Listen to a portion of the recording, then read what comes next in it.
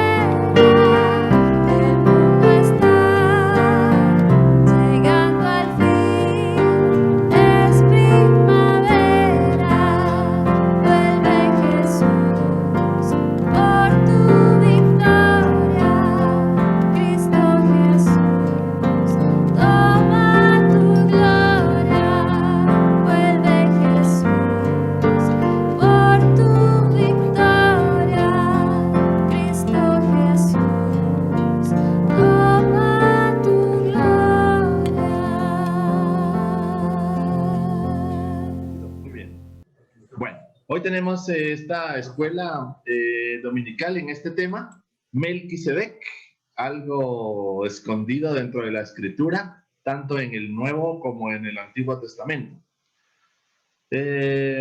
Vamos a estar en el libro de Hebreos, capítulo 7.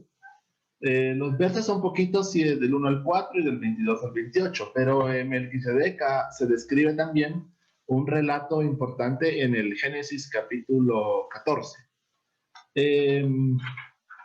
Melquisedec es una figura realmente muy poco conocida o con muy poca descripción dentro del Antiguo Testamento. Se hace mención en Génesis 14 y luego se vuelve a hacer mención en Hebreos 7 en el Nuevo Testamento, pero hay una descripción realmente, es muy poco. Entonces llama la atención porque algo que no tiene quizás para nosotros tantos detalles es sumamente importante aquí. Es un tipo de Cristo y es nuestro sumo sacerdote. Van a ver entonces, ustedes cuando han leído Melquisedec en algunos textos anteriores van a ver que hay algunos aspectos aquí importantes que vamos a revisar en esta lección. Melquisedec era un rey de justicia y un rey de paz. Porque este Melquisedec dice en Hebreos capítulo 7, verso del 1 al 4, porque este Melquisedec, rey de Salem, sacerdote del Dios Altísimo, que salió a recibir a Abraham, que volvía de la derrota de los reyes, y le bendijo a quien asimismo dio a Abraham los diezmos de todo, cuyo nombre significa primeramente rey de justicia y también rey de Salem. Esto es rey de paz, sin padre, sin madre, sin genealogía, que ni tiene principio de días ni fin de vida, sino hecho semejante al Hijo de Dios, permanece sacerdote para siempre. Considerad pues cuán grande era este, a quien aún Abraham, el patriarca, dio diezmos del botín. Si se dan cuenta en el texto, en este capítulo 7, está haciendo mención aquí a aspectos importantes porque está escribiendo rey con mayúscula. De justicia está describiendo rey de Salem con mayúscula, está escribiendo rey de paz con mayúscula. Eso es diferente a los reyes con minúscula. Totalmente, aquí hay una franca diferencia entre los textos escritos con minúscula y los textos escritos con mayúscula. Son dos aspectos o dos personajes, diríamos, descritos en la escritura totalmente distintos. Entonces, hay mensajes aquí dentro de nuestro texto que nos está orientando, nos está diciendo de que es mucho más grande. que es el principal, que es el único, a diferencia de los otros. Aún en los reyes de pueblos, naciones y lenguas son con minúsculas, no son con mayúsculas, porque son menores. Después de que Abraham derrotó a la alianza de los reyes que habían tomado cautivo a su sobrino Lot, ¿se recuerdan entonces de que habían venido un grupo de reyes y habían tomado a Lot y se lo habían llevado con todas sus posesiones y todo lo que tenía? Entonces viene su tío Abraham, porque Lot era sobrino de Abraham, ¿se recuerdan? Entonces viene Abraham y va a rescatar, arma un grupo de hombres. Abraham era un hombre muy poderoso, que tenía pues, casi que un ejército de siervos. Entonces él arma a sus hombres y va a perseguir a aquellos reyes que habían tomado rehenes y habían tomado todos los bienes no solamente de Lot, sino de otros más. Pero Abraham viene por su sobrino Lot. Él viene a rescatar a su sobrino Lot de manos de aquellos reyes que lo habían tomado cautivo o esclavo, junto con sus posesiones. Entonces él se encuentra con un misterioso sacerdote llamado Melquisedec. La escritura no dice en qué momento se encuentra con el sacerdote. Algunos textos apócrifos o algunos textos históricos dice de que Abraham se encuentra con Melquisedec una semana después, más o menos unos 7 u 8 días después de haber liberado a su sobrino Lot. Entonces él se encuentra con un misterioso sacerdote que se llama Melquisedec, quien también era rey. Miren, aquí ha cambiado un poquito en el texto. Quien era rey de la ciudad de Salem, un nombre antiguo para la ciudad de Jerusalén. Lo extraño es de que para este tiempo, para ese contexto, para ese momento, cuando nosotros vamos al Génesis, aquí no había ninguna ciudad de Salem, que es un nombre original de Jerusalén, una ciudad de paz. Entonces, hasta aquí no había. Recuerden de que Abraham vivía entonces como nómada, en tiendas de campaña con todos sus siervos y todas sus posesiones materiales como tal. Y él se iba moviendo conforme Dios le iba marcando el lugar a donde debía de ir. Entonces, Abraham había salido de Ur de los Caldeos, porque Dios lo había llamado y le había dicho que lo llevaría a una tierra, pero realmente hasta ese momento Abraham no sabía tampoco cuál era la tierra, cómo era el lugar, ni dónde era quizás específica o concretamente el lugar.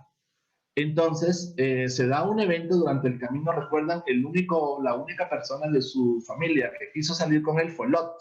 Lot se acerca, le habla a su tío y le dice que él quiere seguirlo.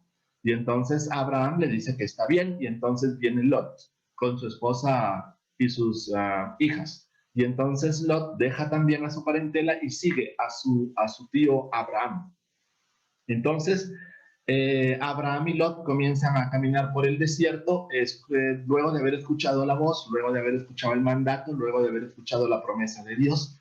Abraham deja a su parentela, deja a sus dioses, deja todo lo que tenía y entonces sale, lo acompaña Lot.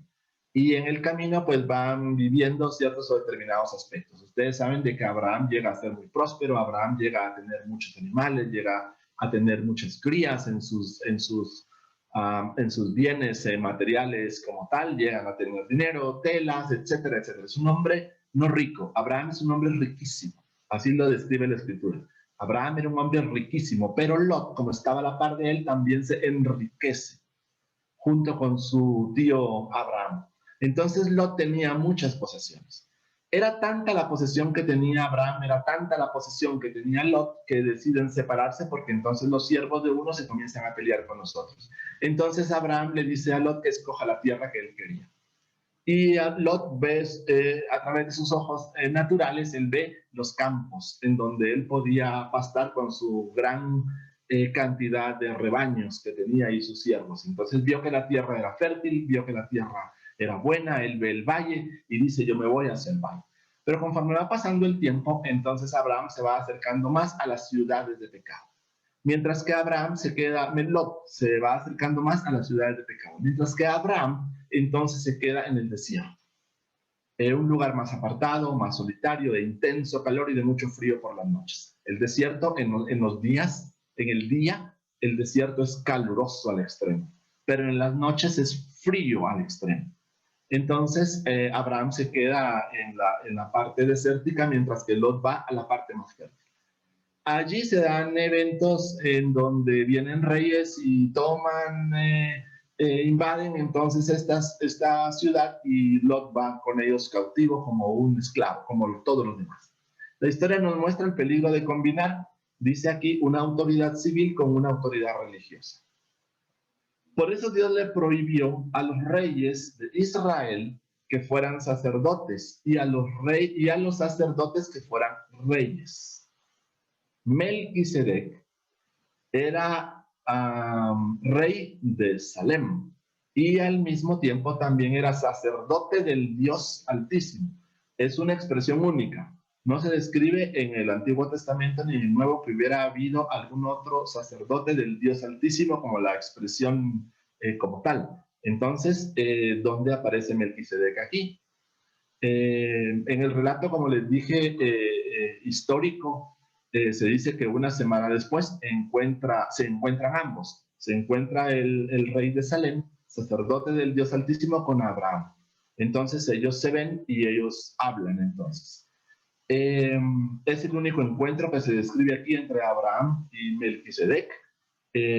No dicen dónde fue el encuentro, en la escritura no dicen dónde se encontraron, cómo fueron las condiciones, no dice absolutamente nada, solamente describe el texto de que se encuentran ambos. Melquisedec no era solamente un adorador del Dios verdadero, tenía el honroso título de sacerdote del Dios Altísimo. La grandeza de Dios magnifica la grandeza del sacerdocio de Melquisedec. En textos históricos hace mención que probablemente, quizás, esta ciudad de Salem, de donde era rey y sacerdote, Melquisedec pudo haber sido en una parte alta o en una región alta de Canaán, pero solamente es un relato histórico, no hay ninguna referencia como tal, y tampoco describe un posible lugar en donde pudiese haber estado o existido físicamente hablando, esta ciudad de Salem. No lo dice. Entonces, solamente se describe a muy grandes rasgos una parte alta de Canaán, pero parte alta de Canaán no dicen dónde. Entonces, es extraño porque no tenemos una referencia. Parece que no es importante tanto describir en dónde se encontraba la ciudad, cómo era la ciudad, quiénes eran sus habitantes, cuántos habitantes tenían, por ejemplo, sino que solamente lo describe en ese probablemente en una ciudad muy pequeña. Algunos historiadores dicen que pudo haber habido alrededor de unos 1,200 habitantes en esa ciudad de Salem. Tenían ciertos requisitos o características para vivir en la ciudad de Salem. Los hombres y mujeres y las personas que vivieran ahí tenían que ser honestos, correctos, íntegros, de valores morales muy altos, tenían que ser adoradores de un Dios vivo. Se dice de que probablemente los hombres tenían que cumplir con dos requisitos importantes. El primero, amar a Dios sobre todas las cosas, y el segundo, a sus prójimos como a sí mismos. Esos eran requisitos. Aquellos que no cumplieran con esos requisitos para poder vivir en esa ciudad, iban a ser, después de un año, iban a ser expulsados de ahí, aunque con mucho dolor, dice el texto histórico, ellos debían de ser expulsados porque no habrían cumplido con esa promesa, o no habrían cumplido con ese compromiso. Después de un año serían evaluados y se tomaría la decisión por el rey entonces de aquella ciudad. Conforme los hombres fuera de esa ciudad fueran demostrando que ellos cumplían con estos principios y con estos valores y con estos compromisos y con esta obligación, ellos podían ser incluidos a vivir dentro de la ciudad. Entonces significa de que de aquel grupo de personas que vivían en la ciudad iban a salir algunos por no cumplir, pero tenían la opción de poder entrar otros a esa ciudad porque cumplirían. Es un relato histórico, es un texto realmente no descrito en la escritura, pero se dice en ese relato histórico que está escrito en unos rollos encontrados en una de las cuevas de Qumran, en el Mar Muerto. Entonces se encuentra una serie de rollos que describen, escritos probablemente por Abraham, en donde Abraham escribe el encuentro que tuvo con Melquisedec y el sueño que Melquisedec le hace mención o le cuenta a Abraham. Estos rollos, luego de traducirlos a diferentes idiomas, comienzan entonces ahí a compartirse con algunos otros. Esta es una referencia histórica porque no tenemos en la escritura como tal cosa, pero en la reseña está un encuentro, una conversación escrita por Abraham de su encuentro con Melquisedec. Cualquier sacerdocio es evaluado de acuerdo al estatus de la deidad a la cual servían, lo que significa que Melquisedec debe haber sido de un tipo de sacerdocio altamente exaltado, dice este autor. Melquisedec bendijo a Abraham y Abraham le dio a Melquisedec el diezmo. Hasta ese momento no había alguien más a quien poder dar el diezmo como tal, los diezmos de todo. En ese caso, todo se refiere a todos los despojos de la batalla o quizás a las posesiones de Abraham en total.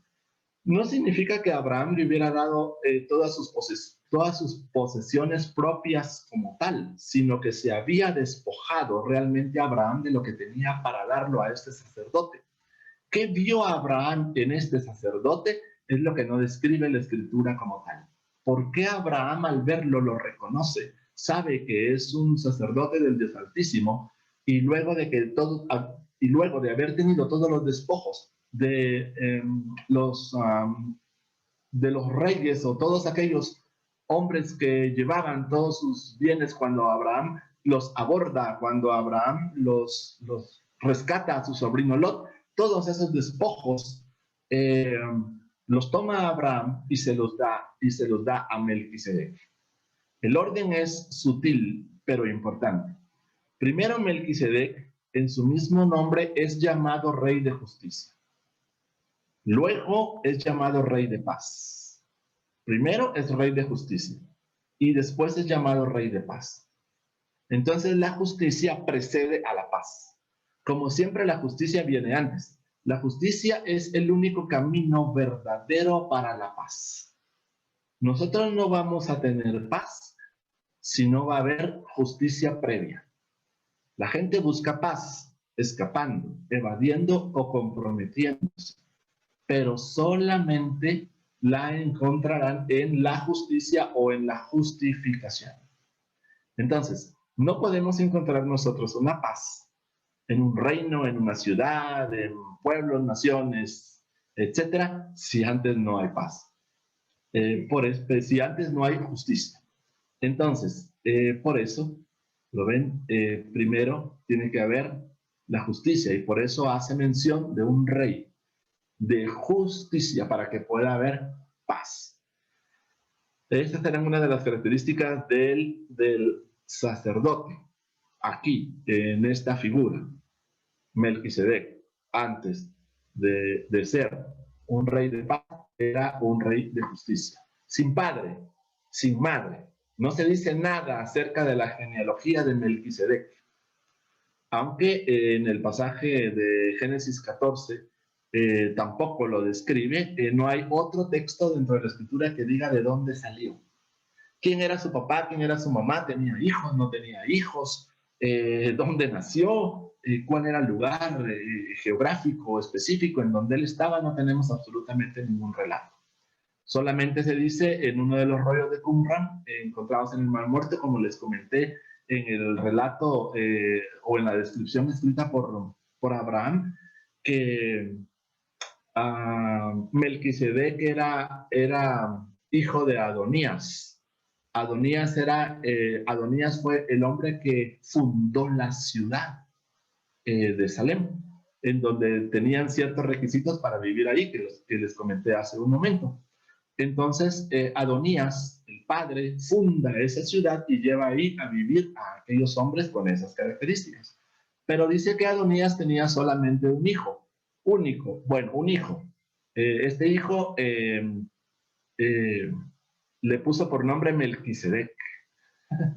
Y que la intención de Adonías de fundar la ciudad con estos hombres era que gobernara la ciudad su hijo Melquisedec, el único, su hijo único. Entonces él tendría que ser el rey, él tendría que gobernar la ciudad. Es un relato de los rollos de Qumran. En lo que se refiere al registro bíblico, él no tiene padre ni madre, ni principio de días, ni fin de días. A pesar de que todos los comentadores están en desacuerdo unos con otros en este punto, porque como no hay escrito absolutamente nada con detalle de estas características, algunos piensan que sin padre, sin madre, sin genealogía, que ni tiene principio de días ni fin de días, si no es hecho semejante al Hijo de Dios, significa que Melquisedec era un rey celestial, una figura, un encuentro sobrenatural que quizás pudo haber tenido Abraham con este personaje, si no es que una aparición preencarnada de Jesús mismo. Melquisedec fue hecho semejante al Hijo de Dios en esta figura del texto. En realidad no es que Jesús tenga un tipo de sacerdocio como el de Melquisedec, sino al contrario, Melquisedec tuvo un tipo de sacerdocio como el de Jesús.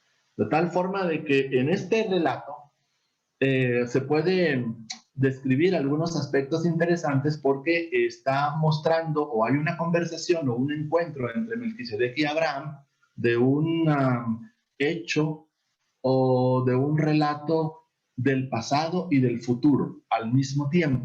En el mismo momento hay dos tiempos juntos, un pasado y un futuro. ¿A qué se refiere el pasado y el futuro en el momento presente en el que ellos tienen su encuentro?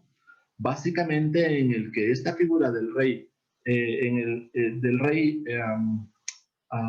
Melquisedec o el sacerdote Melquisedec, por ejemplo, puede hacer una ilustración sobrenatural, espiritual del jardín del Edén. Y en el futuro, una representación o una figura de un reino eterno, no el milenio, sino un reino por la eternidad.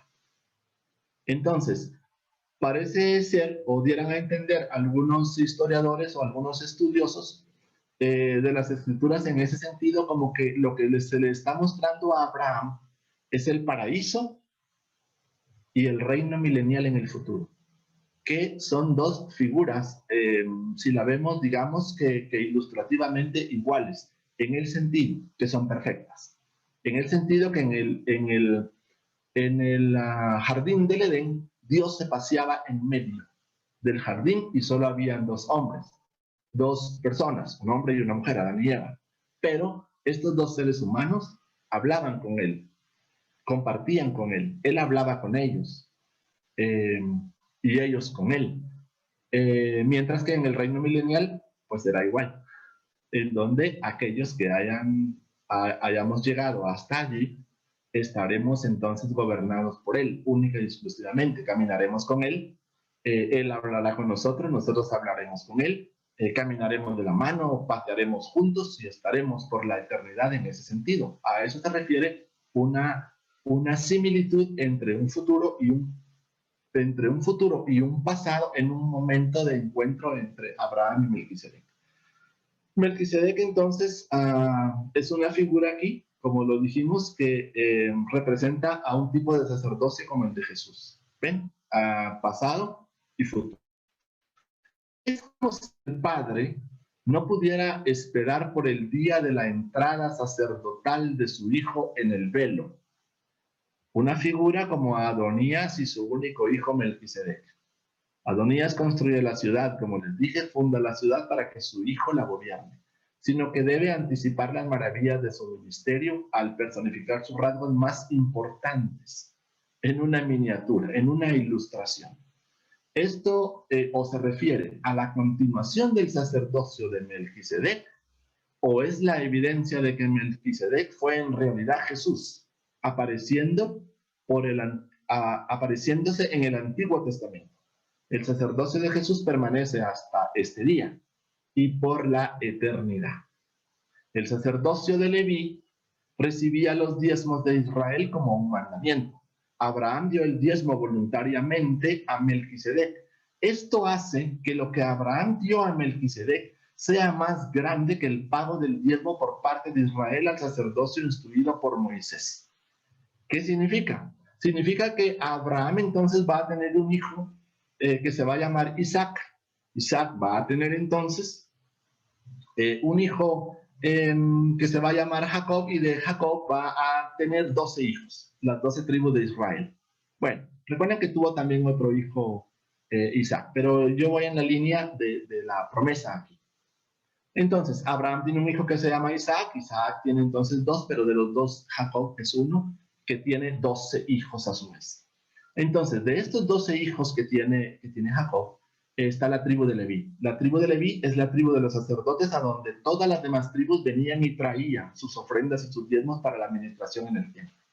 Entonces, si Abraham trae los diezmos a Melquisedec, está implícito que las 12 tribus, incluyendo la tribu de Leví, estaba anticipándose muchísimos años antes a traer el diezmo al sacerdote Melquisedec aquí.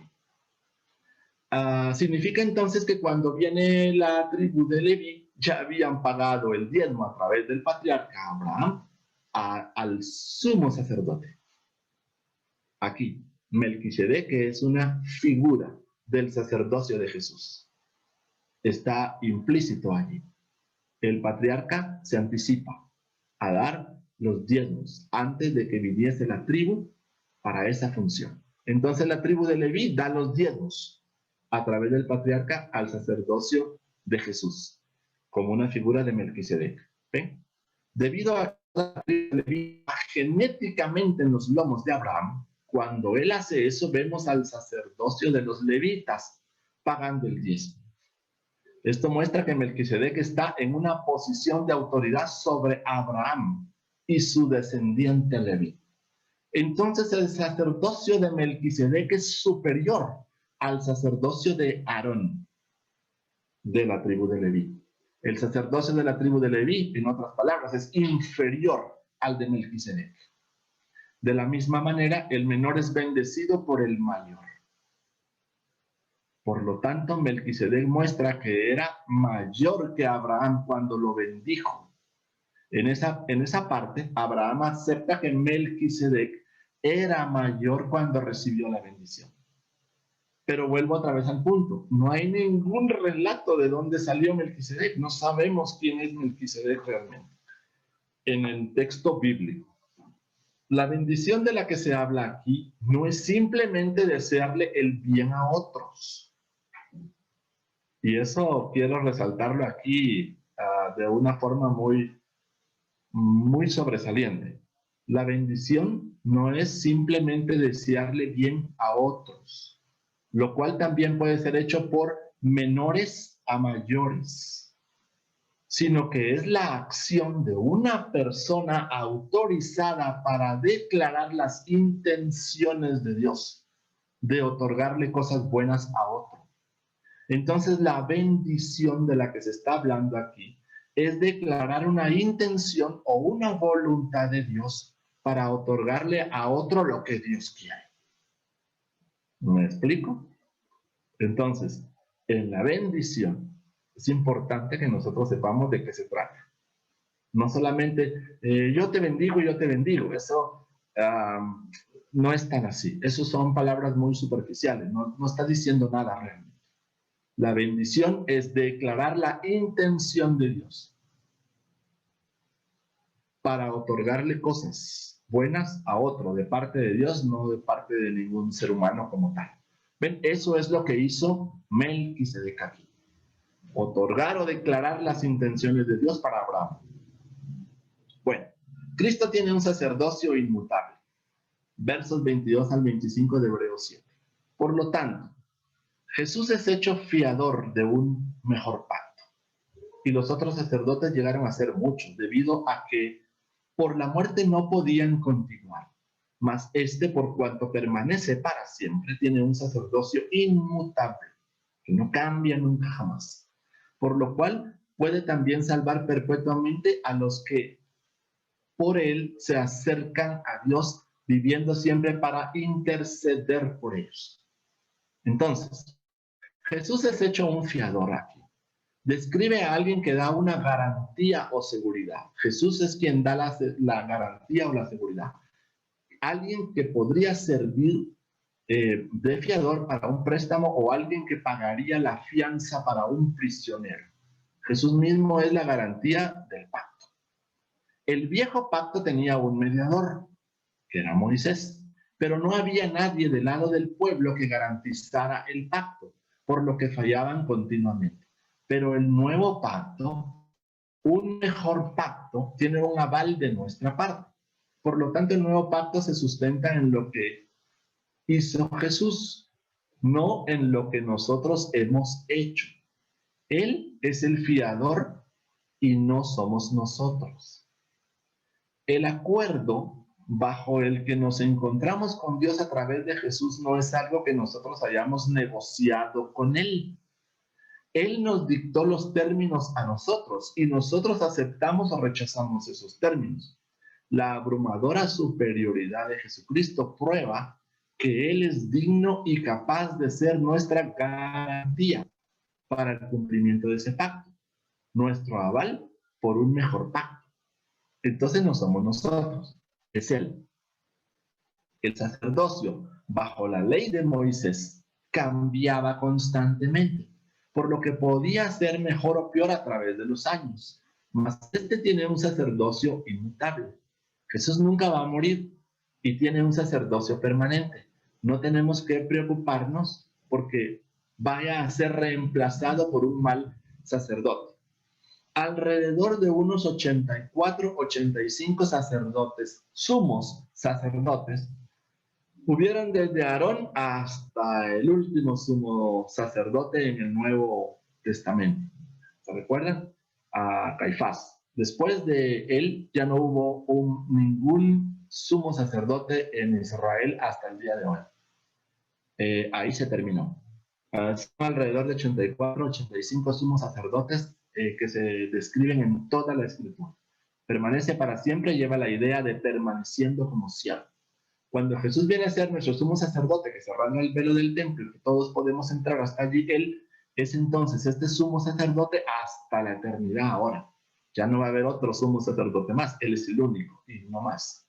Jesús permanece para siempre y Él permanece como siervo, incluso después de haber ascendido al cielo.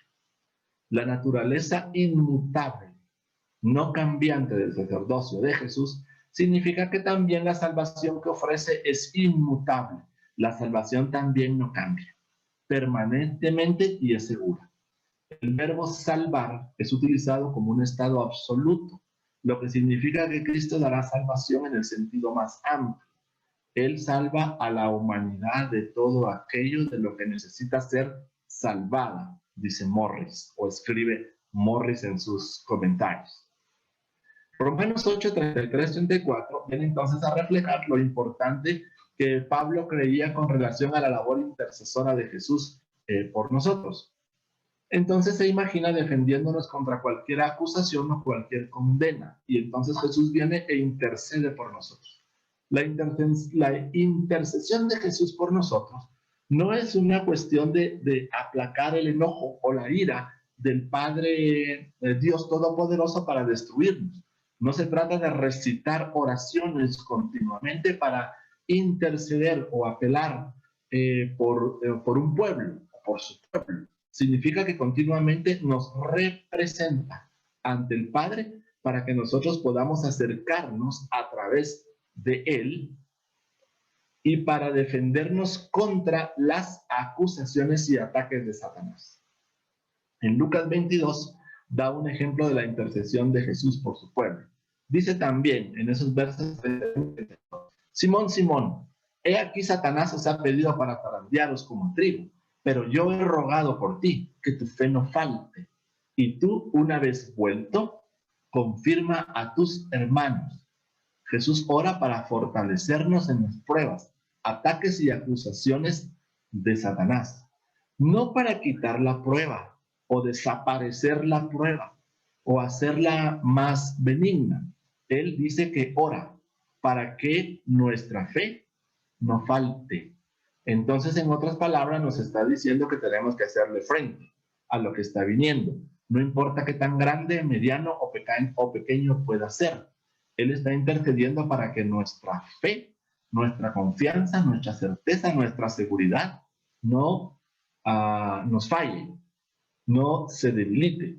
Y una vez nosotros hayamos vencido, entonces volvemos para confirmar a nuestros hermanos sobre estos acontecimientos que nosotros hemos vivido.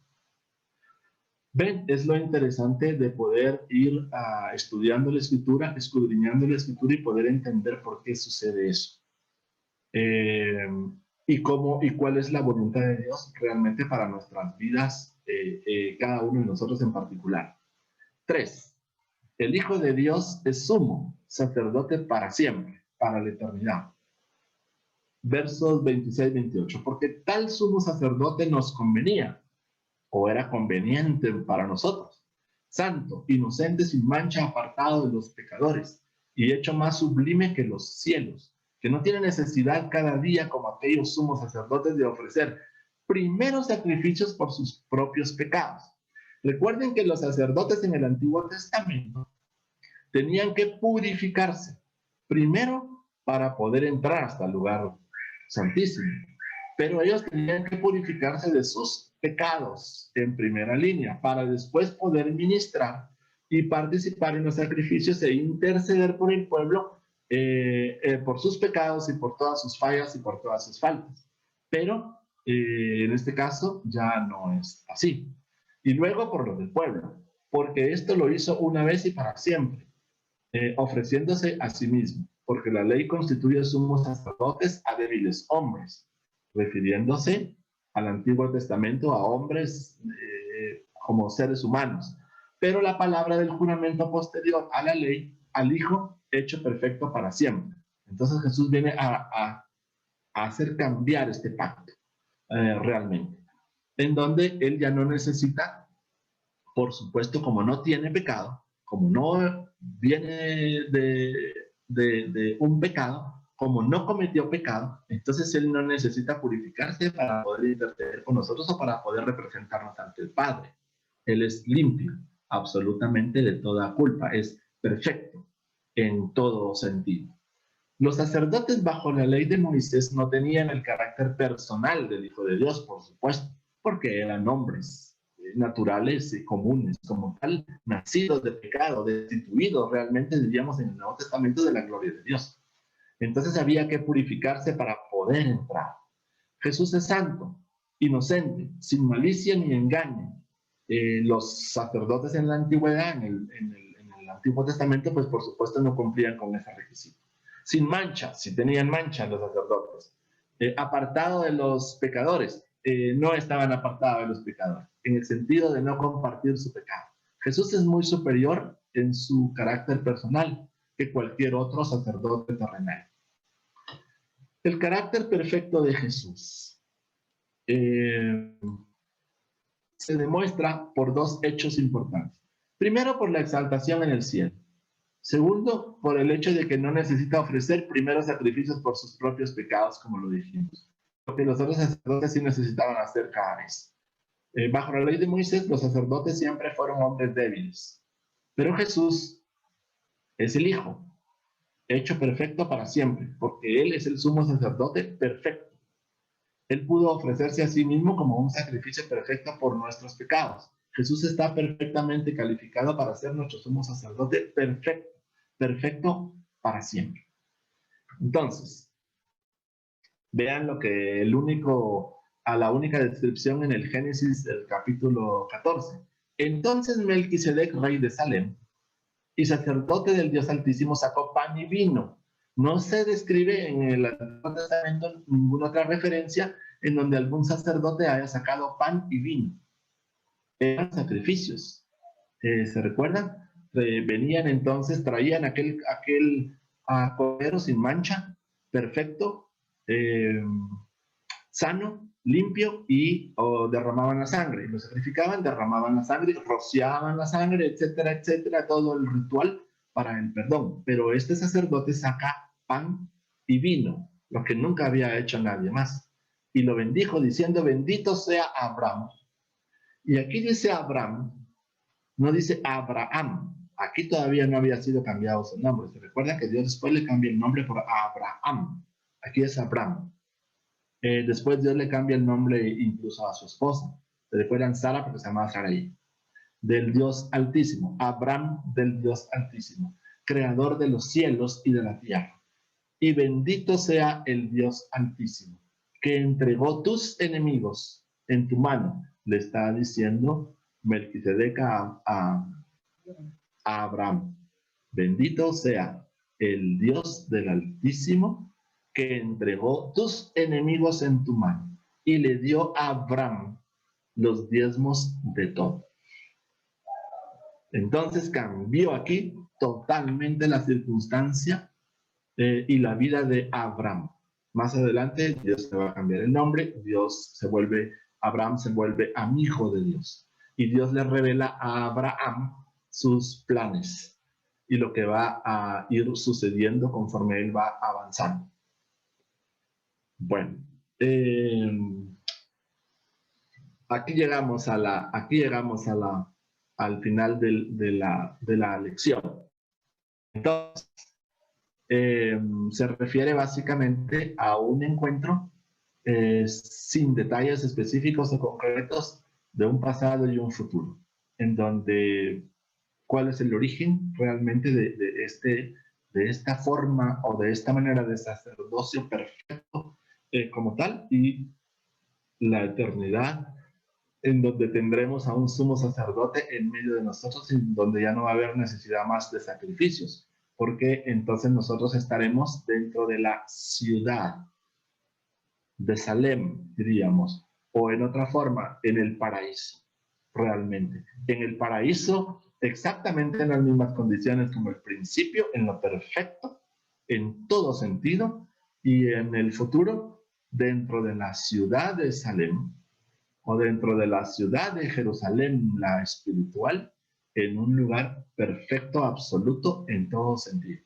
Bueno, aquí terminamos entonces con nuestra lección de escuela dominical para el día de hoy, así que yo les agradezco realmente el tiempo y la atención, y espero de que esta lección de la escuela que hayamos tenido pues haya aportado a nuestra vida espiritual aspectos importantes para meditar y para poder ir buscando y escudriñando más de su palabra y sus extraordinarias, diría yo, su extraordinario mensaje escondido delante de nuestros ojos. Así es de que muchas gracias por la invitación y terminamos aquí nuestra lección.